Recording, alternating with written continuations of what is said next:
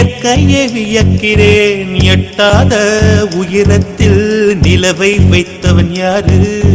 பெண்ணே பெண்ணே பூங்காற்று அறியாமல் பூவை திறக்க வேண்டும், பூட அறியாமல் தீமை ருசிக்க வேண்டும்.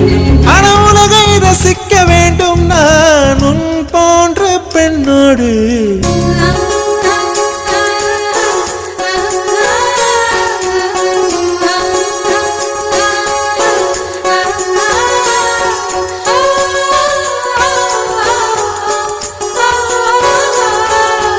வெண்ணிலவே வெண்ணிலவே